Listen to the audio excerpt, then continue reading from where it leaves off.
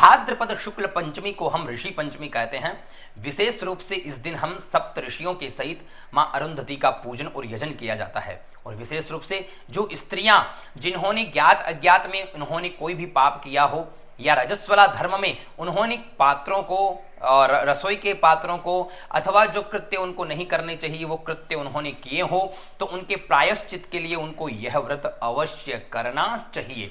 कहा गया है कि प्रत्येक स्त्री को ऋषि पंचमी का व्रत तो उनको अवश्य ही करना चाहिए।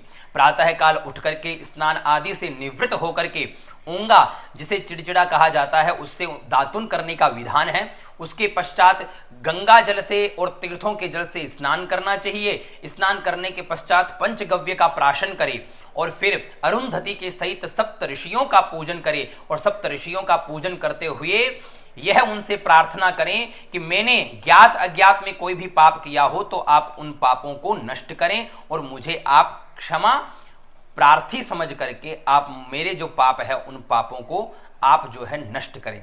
ऐसा भाव रखते हुए सप्त ऋषियों के सहित अरुंधति के सहित गौतम, भारद्वाज, विश्वामित्र, जमदग्नि, वशिष्ठ, कश्यप और अत्रि, ये सप्त ऋषि है। इन सप्त ऋषियों का पूजन करना चाहिए। ऋषि पंचमी व्रत की कथा सुननी चाहिए और कथा सुनने के पश्चात जो पूजन का विधान है वो पूजन अपने मन और भाव के साथ में इस पूजन को निष्पादित करना चाहिए। और पूजन करने के पश्चात में यही भाव रहे कि आगे से हम कभी भी ऐसे जो है शौच और विचार का ध्यान रखेंगे, कभी भी आगे से हम ऐसे पाप नहीं करेंगे। और इस प्रकार से क्षमा प्रार्थी होकर के भगवान के सामने और इन सप्त ऋषियों के सामने जो है आप अपनी जो याचना है वो उनके सामने प्रस्तुत करें।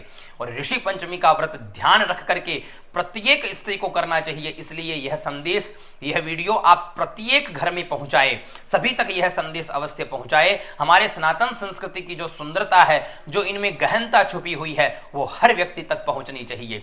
जय सीताराम।